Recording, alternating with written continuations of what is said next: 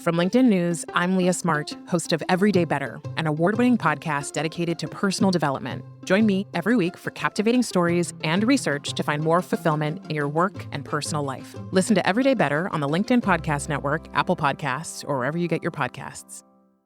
Did you know that small and medium businesses make up 98% of the global economy, but most B2B marketers still treat them as a one-size-fits-all?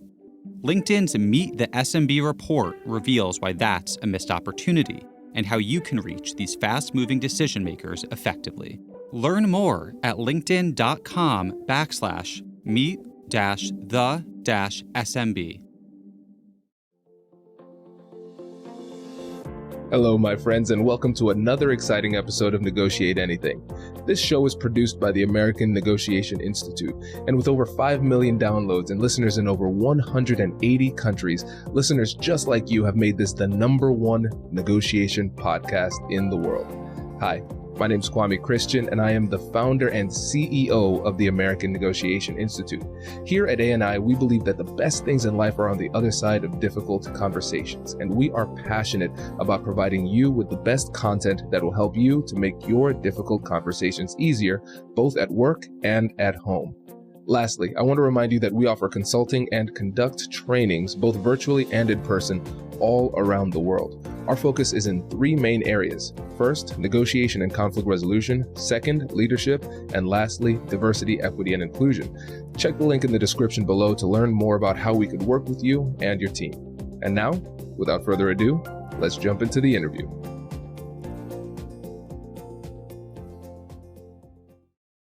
Elio, thanks for joining us today. It's a pleasure to be here, man. Thanks for the invitation. Yeah, listen, I'm returning the favor, my friend. So we're glad to have you. How would you get us started by telling us a little bit about yourself and what you do? Yeah, so I love telling this story because where I come from is so much a part of who I am. So I'm originally from Liberia, West Africa. Immigrated to the States in the early 90s. So I had my first East Coast winter in 1992, fresh out of Africa. From Trenton, New Jersey, moved to Columbus, Ohio in like the mid to late 90s, went to high school here, started my career off in banking, and then transitioned to healthcare. Lived in a couple other cities in the country. So I've been fortunate to live in a few places. So Atlanta, Georgia, Fort Lauderdale, Florida. But Columbus is my home. It's where I've chosen to raise my family. So I'm married. We have a 6-year-old daughter. And tomorrow, at the time we're recording this, is her half birthday. So she's still at that age where half birthday matters and every birthday is a big deal. And so it's just a joy being a husband and a dad. And then outside of that, outside of working in healthcare, where I work for National Church Residences. It's a national organization, the largest provider of affordable housing in the country. I lead their strategic programs division, and my primary responsibility is growth. And the project that I'm working on now is called the Senior Select Center, and we exclusively provide primary care for folks who are Medicare eligible. So if you imagine my day, I'm talking to the elders, people who have lived life and they've been blessed to see 65. And in this society, a lot of times we don't think of getting old as a privilege, right? It's more of a burden. But if you go through this life, given how unpredictable and how joyful, but then also how sometimes difficult it can be when somebody gets to the age of 65 or older, they've seen a few things. And so I get to be around these old souls in my day job and learn from them and be around them and just appreciate, right? Not take for granted being younger than they are, but also understanding it's a privilege to grow older. So in that world, I have a lot of fun, right? I'm joking with them, they're laughing with me, and we're learning from one another. And then about 5 years ago, I started my podcast, which was basically a passion project at the time, right? I live in Columbus. The big news about 5 years ago was an exit by a company called Cover My Meds. They were acquired by McKesson for $1 billion. And all I knew about this company at the time was they had a funny name. I would drive by their office, Cover My Meds, like, who names their company that? And then it piqued my attention when, they got acquired for $1 billion. And I said, well, there's a story here. All $1 billion companies start as an idea. 1, 2, 3, maybe 4 people. And what does it take to go from just an idea to $1 billion exit? And so I decided, you know what, with this podcast, I'm going to tell these stories of where they started. And so for many of the people who've been on the podcast, I capture them as they're telling their story in the idea stage or like very early. They just raised their first round. So it's a joy, man. So I talk about entrepreneurship and business and life with these people. And so that's just a little bit about me. This is great, Elio. I'm excited. Our families got together this Sunday to have brunch. There are a few things I didn't know. Like I didn't realize it was Ellie's half birthday. So we would have gotten more more of the monkey bread. More monkey bread, maybe broke out a candle.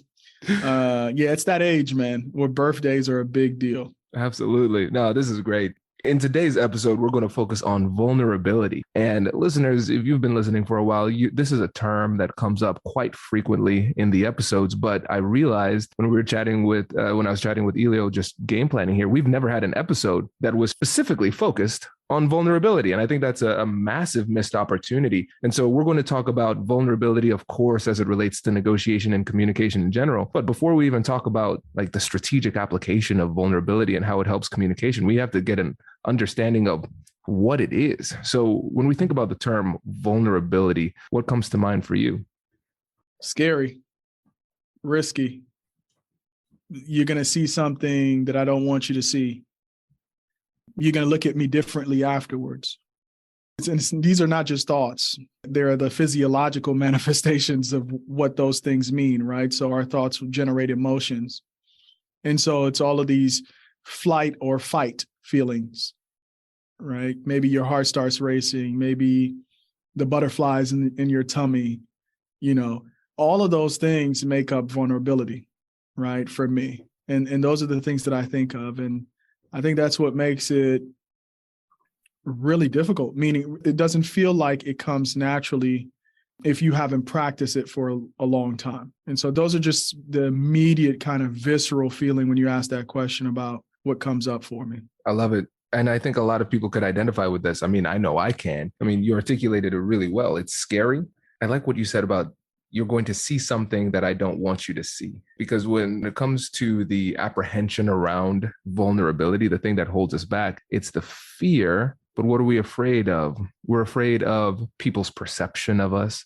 We're afraid of whether or not we can be safe. And I think everybody can look back on instances where we were vulnerable and maybe somebody took advantage of us, or we've seen other people be vulnerable and then people took advantage of them. And so, Elio, in your perspective, why is vulnerability still worth the risk? Well, life will not allow you to fully enjoy it unless you are vulnerable. And that's the thing about I'm learning, right? So I've been on this planet 41 years. You'd be like, oh, you're 41, you should have it figured out. Well, if you're younger than 41, talk to me when you are 41. You'll probably feel very much the same like I do. Like, and people probably older than me will probably say, oh, you're a young buck. You don't know much about life. You're 41. What do you know? And I think that's the perspective that comes with getting older. You start to look at your younger self and who you are now and have some compassion for that younger self. And the compassion that I started to have for my younger self is like, you really didn't know what you didn't know. And so you were trying to do this life with very limited information, and you thought you could do life without learning certain lessons. And life requires you to learn certain lessons or you're doomed to repeat them. And if you think right now, no matter how old you are, that you're going to be able to live your full life without being vulnerable, I'm sorry to break it to you. It's not going to happen. And either you're going to choose to be vulnerable or life is going to make you be vulnerable. None of us gets to leave without learning that lesson, whether willingly or unwillingly. That's powerful. When I think about fully enjoying life, it makes a lot of sense. We need to be vulnerable in order to fully enjoy life. We also need to be vulnerable in order to fully enjoy our relationships and our connections with other people. And so let's talk about vulnerability as it relates to our relationships. Let's imagine a relationship where vulnerability is challenging, where one or both of the people are reluctant to be vulnerable. What does that relationship look like? Every relationship is different. Whenever you encounter a relationship, so let's not talk about our relationships first. Let's not personalize it first. When you encounter two people in relationship with each other, and you notice maybe there's a lack of vulnerability potentially as the root issue of whatever problems they're experiencing, you're usually coming into that situation without all the facts, right? And another thing about getting older is you probably are going to be making a judgment without all the facts, right? So I'm very careful about how people got to that point where vulnerability is an issue, right? It could be for any number of reasons. One person was vulnerable before. One person has an issue with vulnerability, but they haven't dealt with it personally before trying to deal with it in a relationship. There could be a ton of different issues. Does your company invest in professional development training? If you believe that your team would benefit from a negotiation workshop, all you need to do is go to our website, fill out the workshop request form, and then we'll set up a time to chat. These workshops are completely customizable, and we've done them all around the country. Negotiation and conflict resolution skills are beneficial across all professions, but they're especially useful in procurement, purchasing, sales, sourcing, and contract management. Our calendar is filling up quickly, and we even have some workshops scheduled for next year. If you think you might want one, I'd suggest reaching out soon so you don't miss out. Check out the link in the description to learn more, and we will be right back after this.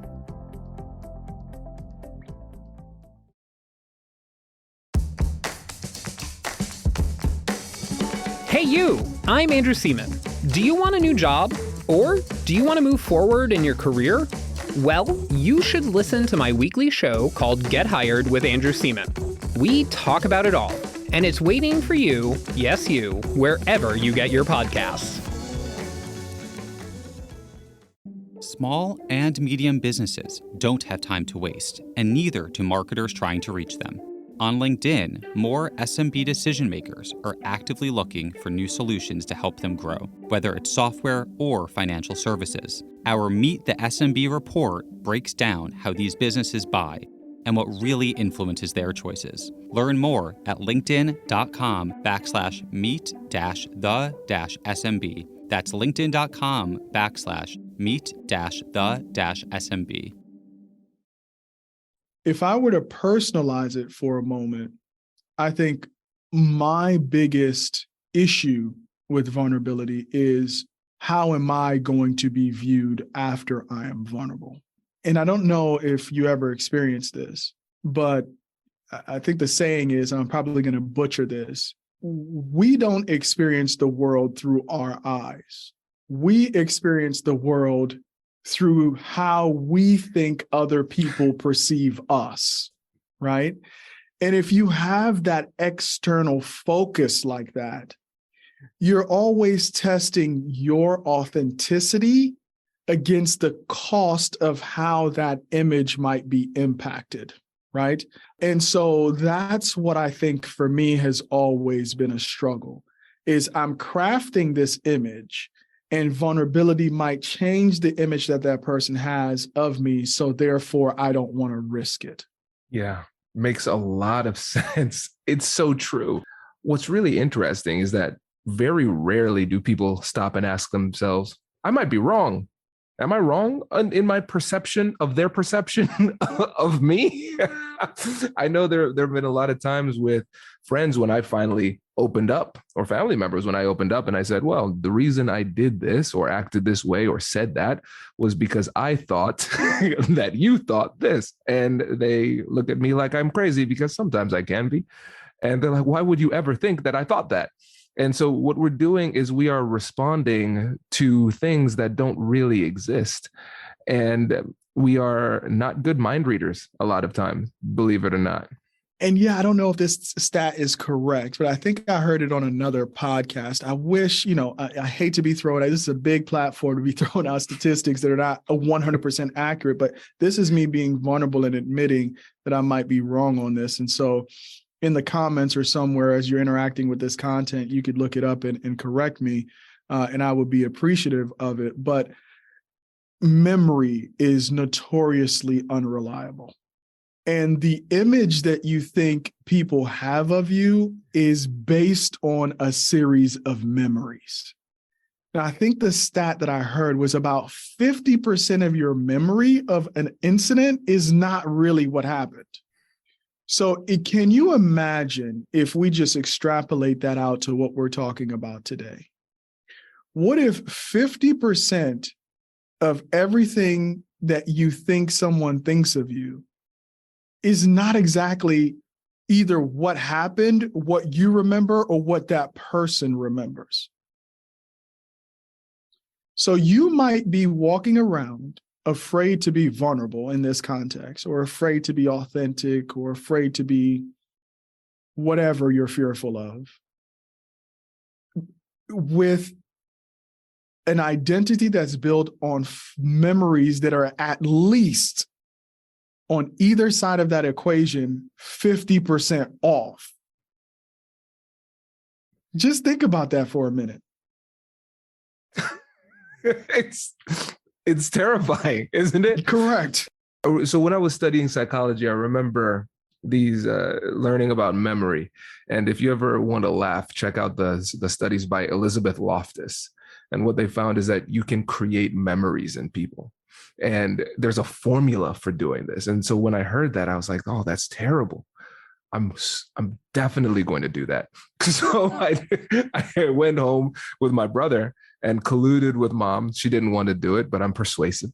And in a very short period of time, we created a memory about him being lost in the mall and a woman wearing a red coat finding him and bringing him back. He remembered it, but it never happened, right? And so there's an actual formula for creating memories that don't exist. And memory is laughably bad when you look at the studies. So you're spot on that. And so when we think about the fact that our perceptions are often made up of memories and then opinions and things like that, we recognize it's going to be off. But then also when you think about how many thoughts people have in a day, I mean, it's thousands of thoughts in a day. Think about the things that you think about during a day and how random they are. And then think about the arrogance that you're carrying into an interaction to think you know what somebody else is thinking at any moment. It's wild. But again, that fear holds us back. And a lot of times the negativity bias will cause us to assume the worst in people's perceptions. They probably think this horrible thing, and it's not always accurate. And it helps us to recognize that when we're talking about negotiation, we always have to think about that internally directed negotiation where we're starting to question ourselves, not in a way that diminishes your confidence, but in a way that serves as a self-check. Like, how legitimate was that thought? Because we have to recognize there's a difference between thoughts and truths. A thought might be true, but it might not be as well. And so I think injecting humility in our perception of other people's perception of us can really help to be that first step towards being a little bit more comfortable with vulnerability. Yeah, and I think that's why most people run from silence. Because I think when you first think of vulnerability, you automatically put somebody else across the table. But the first person you have to be vulnerable with is yourself. So you just mentioned something very important, which is the inner dialogue, the inner negotiation. Who are you negotiating with? Who is that character in there that you're negotiating with? Have you ever stopped to really think about that? Right? You say, oh, well, I'm negotiating with myself. Well, are you? And what do you consider yourself? So I think that's where people come at different practices for different reasons. The way I come at the meditative practice, practicing meditation or silence when I do practice it, is I'm trying to figure out who is that? Because when you turn everything off and you really start to listen, you're like, that's not me. Because some of the things that you're hearing, you wouldn't say out loud. These are usually things that you're hearing in your own mind. Because you wouldn't say that, right? And I think that getting to know that person or that idea or that entity, right, that you tend to have these very deep and sometimes dark conversations with, you got to get to know that person. You got to become vulnerable with that first.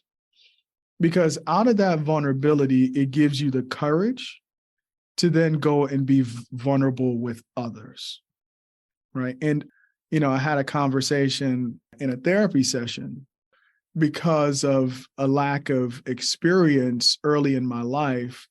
Sometimes I would look at a picture of myself and be like, I don't really like that young guy. That was a thought that I was having, but I was having that thought to myself.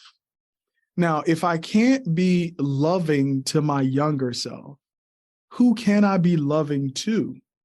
Right? If I'm not willing to be vulnerable and say, you know what, there's something in me that I need to work on there. Why do I look at that picture and get a certain feeling towards that younger self? And going through that process and doing that self-work, which I'm still doing today, is absolutely critical if you're going to get anywhere close to being vulnerable at all with other people. This is so deep and so true, because the vulnerability has to start within yourself. You're absolutely right. And one of the things that you talked about was compassion, but self-directed compassion. And I feel like a lot of times it's easier for us to be compassionate towards others, but it's more difficult for us to be compassionate toward ourselves. And when you think about that internal negotiation, sometimes that voice that we're negotiating with is quite abusive. And so we're saying to ourselves, like, I don't even accept myself. Then how in the world could this other person accept me? If I myself am judging myself that harshly, then other people most likely will too. And so the courage starts with that internal dialogue, that silence within yourself to become more comfortable with who you are, who you used to be.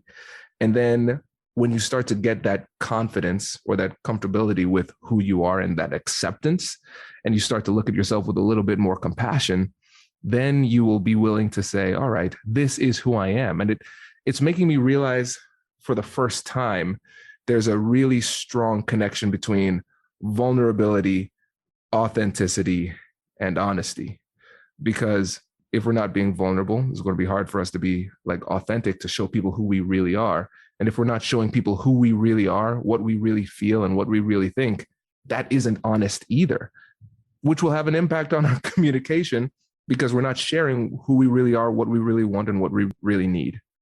Yeah, man. And, I'm not a big scripture guy, but you know how sometimes you just read something and you could gloss over it. But I was reading this scripture, and it's kind of what I've been reading over and over. And it's Matthew chapter 9. For anybody listening to this is not a sermon, okay? It's where I'm drawing this very important example from. Most people, when they think of Jesus, they have their own perceptions. But one of the things that he's remembered for or recognized for is performing miracles. So in Matthew 9, Jesus goes back to his hometown. And if you understand the symbolism of that, there's a saying in the Bible, the prophet is never appreciated in their own hometown. So you already know when you read that first line, it's setting you up for what's about to happen. Prophet goes back to his hometown. And because he's known for performing miracles, of course, what are they going to do? They're going to bring sick people to you. And so they bring this guy, he's paralyzed, and they drop him off, right? Like, kind of like, do your thing. And the first thing he says is, your sins are forgiven.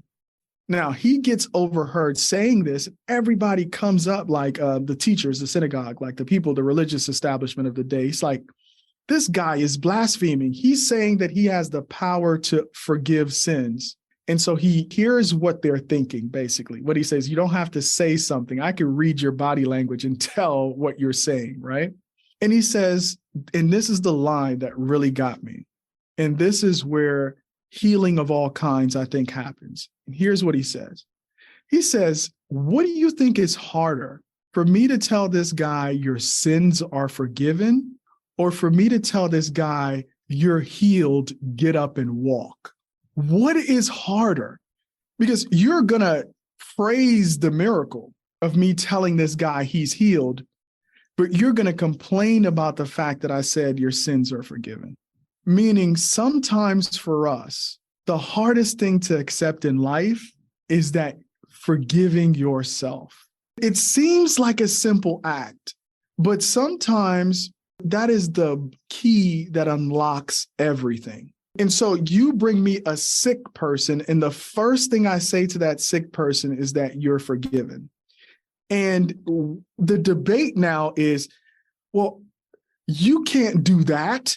That's blasphemy. And then he turns around and says, I'm about to heal this guy. And the reason I'm going to heal this guy physically is to prove that I do have the authority to say you are forgiven. And sometimes that is the hardest thing for us to do for ourselves, and sometimes for us to do for others. Because in those vulnerable moments, to find closure, that has to come, right? And so in a lot of ways, we avoid vulnerability because oftentimes we don't believe that we're going to be forgiven. And we won't be forgiven by ourselves. And we know that because of our track record of being abusive to ourselves in our own minds. It's a great example just to show how people say, well, forgiving somebody is really hard. The miracle is the easy part. The forgiveness is the hard part. That's fascinating. And it reminds me, in my first book, I said, self-compassion and self-forgiveness are the unsung heroes of confidence. Because if you can treat yourself with compassion and forgive yourself, then you're going to be more willing to take that risk because a couple of things. Well, first of all, if things go poorly, I at least will still treat myself well after things go wrong. And then when it comes to the vulnerability aspect, when you think about how you described it before, it's risky. I think a lot of times when you look back at times when we were vulnerable and we got burned, yes, we might be mad at the other person, but we're also mad at ourselves. And we're mad at ourselves for letting that happen. We say, well, I'm never going to let that happen again. And then again, when you think about this statistically, most of the time when you're vulnerable, things are okay. If you open up to your friends, your family, things like that, people at work, most of the time it's okay. But again, thinking about negativity bias, our brain is designed to remember those very, very painful events, even if they're rare, in order to protect ourselves. It's fascinating, but so important. It's going to take some self-work to get to that point. But then if you do, it's like you said, you can avail yourself to the fullness of life and the fullness of these connections we can establish with others. Yeah, I agree 100%, man. And it's not an easy lesson. And I don't have it figured out and probably never will fully, but it's worth the process. And that's another thing as a attorney and a negotiation expert, and just a dad, a family guy, whatever. You understand that sometimes the end is not really what you're working for. It's the process, right? So this idea that vulnerability is not a one and done. It is a every day, whether you like it or not, practice, right? And if, let's say you have an expectation of what the other person's response might be to your vulnerability, and you're not only being vulnerable for the act in and of itself, you could set yourself up to go back in that shell if you don't get the response that you were expecting. So it's about falling in love with the process in and of itself. The two words that I love the most about what you just said, the first one is process and the next one is practice. Because when you focus on the process, you are accepting the reality that you can control your part in the process, but you can never control the outcome. You can influence the outcome or have an impact on the outcome, but you can't control it. Especially in interaction, in a conversation, the other person plays an equal role, or at least should. But then when it comes to the word practice, we have to recognize that we could turn this into an intellectual exercise. I heard Elio and Kwame talking. I am going to meditate on this for the next 7 years before I actually do something. At the end of the day, vulnerability, it's something that you actually have to put into practice.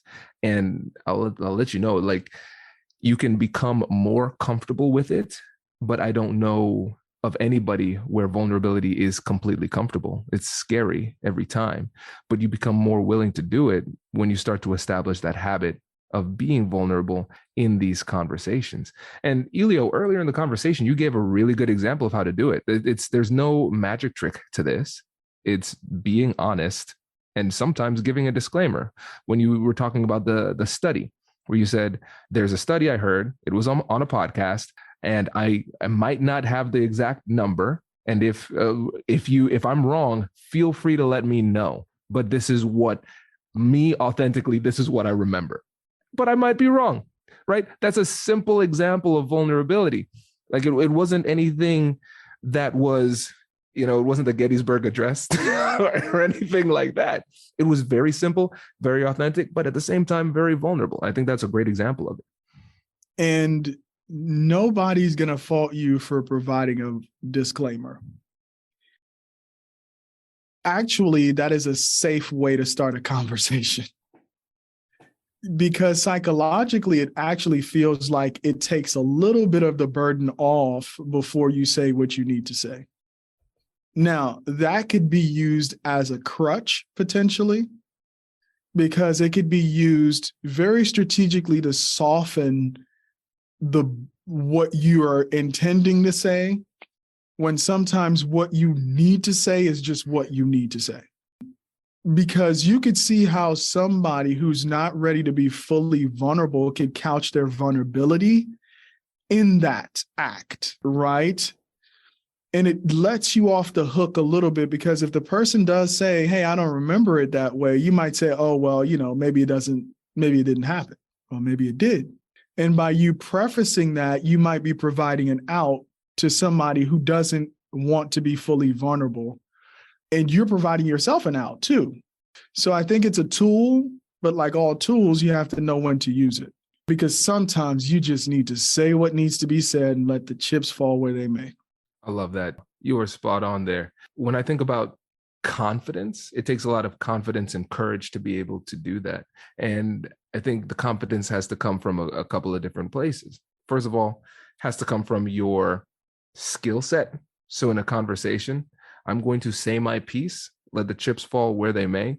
And at the same time, I believe that as the conversation continues to develop, I have the skills that I can put in place to navigate this conversation in a way that is as productive as it can possibly be.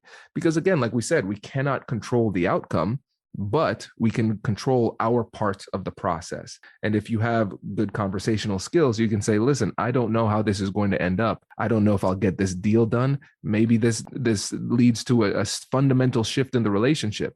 But whatever the outcome is going to be, I know that I have the skills to navigate to the best possible outcome, while understanding that it might not be what people from the outside looking in might consider to be a win.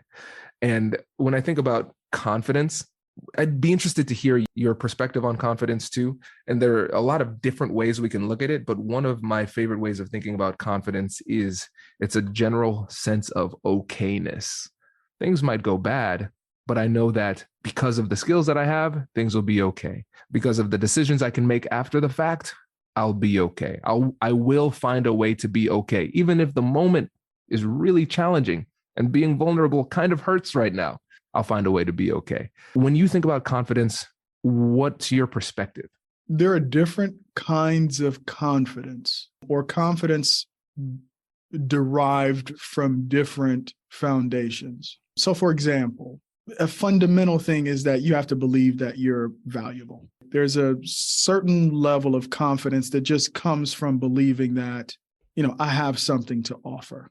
There's another level of confidence that comes from study and time and practice. If you're a public speaker, it's not enough to say, hey, I'm confident because I know I can add value. Public speaking is a skill. There's a confidence of a skilled public speaker that you can't just duplicate because you believe you have something to add. the confidence based on a lot of different things. In the context of the deep uncertainty that comes with emotional work and maybe even the risk of entrepreneurship, maybe the confidence comes from, I know I won't die, or like, this won't kill me. It's like the only reassurance you actually have when you're doing this kind of work, or when you're starting a business, or when you're doing something that is deeply uncertain. You just know it's not going to kill you, right? Now, over time, you're going to gather the evidence that you're not going to die because you did it the first time and you didn't die. But that very first one, maybe all you have to go on is, I don't think I'm going to die. Right. But sometimes, again, that vulnerability is not only experienced as a thought, it's experienced in your body. And that's another thing that practicing stillness is going to teach you.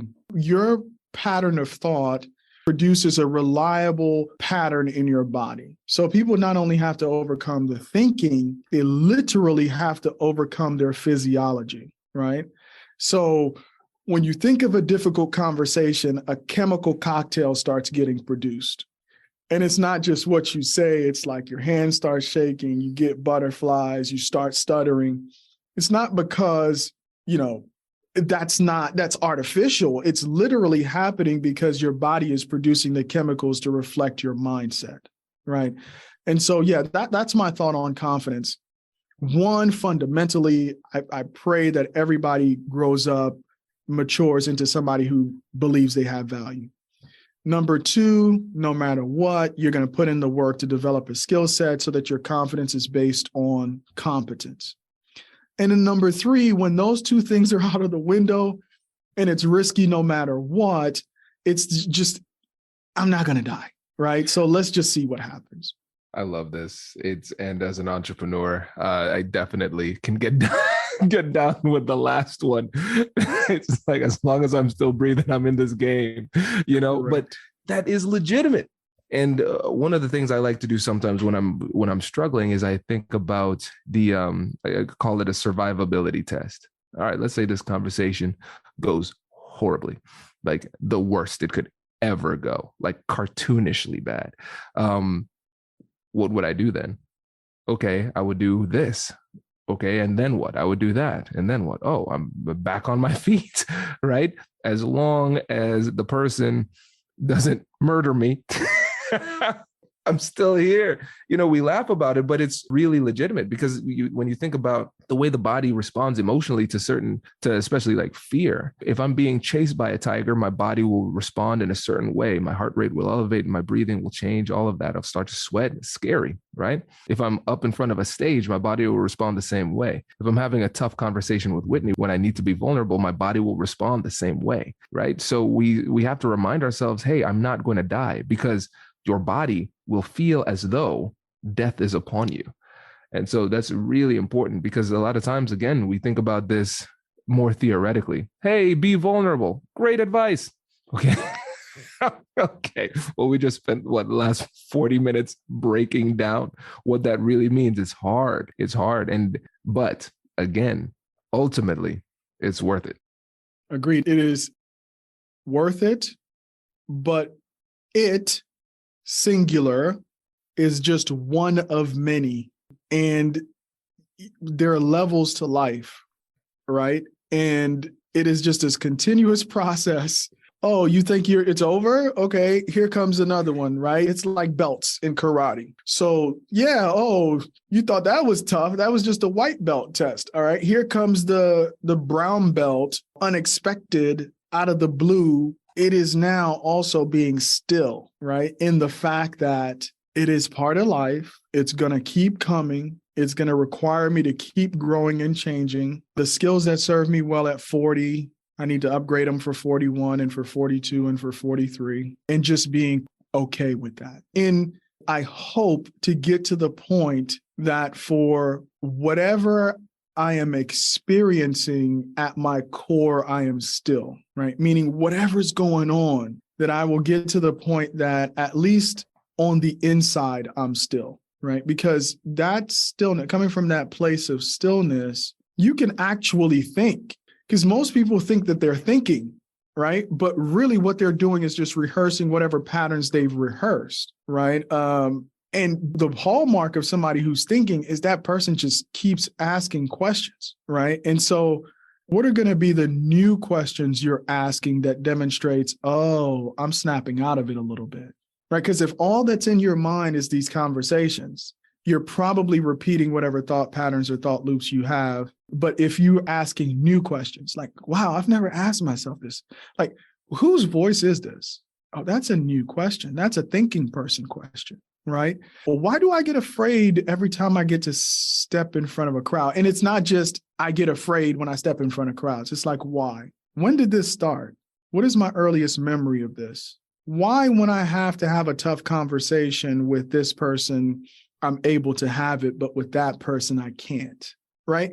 Now we're thinking. Now we're applying the skills that we learned by testing this idea of vulnerability out, and hopefully we'll start to develop some new patterns. I love this. This is great, Elio. I appreciate this. And I know a lot of listeners are saying, hey, where can I get more of Elio? So can you remind them about the podcast and how to get in touch with you? Yeah, man, I didn't know we were going to get vulnerable today, but I'm glad that we went there. So if you're looking to hear more of this, you may not necessarily find it in the archive that I already have, because my podcasting journey has consisted mostly of business interviews. So I'm usually the interviewer interviewing a founder or investor, somebody involved in the startup ecosystem in Columbus, and we're hoping to expand to some new cities in 2023. So what you might appreciate if you go looking for what I do is like my conversation with folks like Kwame, and asking them very interesting questions about their business and being curious. So you could find me at 614, like our area code here in Columbus, startups with an S on the end.com. We have podcasts, we have articles, we have news.